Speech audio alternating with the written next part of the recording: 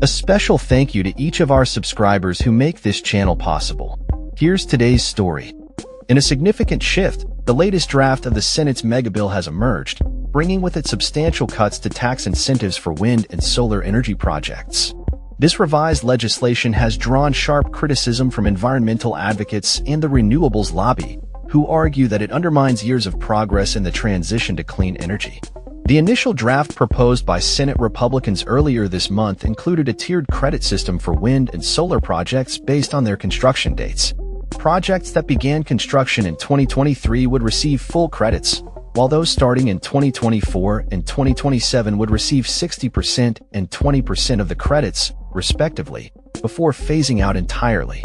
However, the new version has raised the bar significantly, stating that credits will now only apply to facilities that begin producing electricity before the end of 2027. Furthermore, the bill introduces a new tax on wind and solar projects that come into service after 2027, contingent on a percentage of their components being sourced from China. This move has been met with fierce backlash from industry leaders.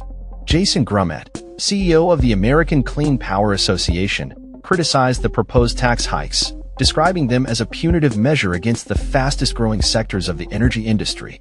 He stated that this legislation would raise prices for consumers and threaten energy security while jeopardizing investments and job growth in rural communities that stand to benefit from clean energy initiatives. The implications of these cuts are profound, particularly as they come on the heels of the Democrats' Inflation Reduction Act, which had allocated hundreds of billions of dollars in tax credits aimed at reducing the U.S.'s carbon emissions. The GOP's proposed changes are likely to significantly diminish those anticipated gains. As the Senate continues to negotiate the details of this massive tax and spending bill, the pressure is mounting for Republican leaders to secure enough votes for passage. The current negotiations have been fraught with tension, as some Republican senators express hesitance about the bill's provisions, particularly regarding Medicaid cuts. With only a slim margin for error, GOP leaders can afford to lose only 3 votes in the Senate.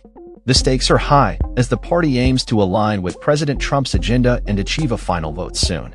As debates unfold, the future of renewable energy incentives hangs in the balance, posing a critical question.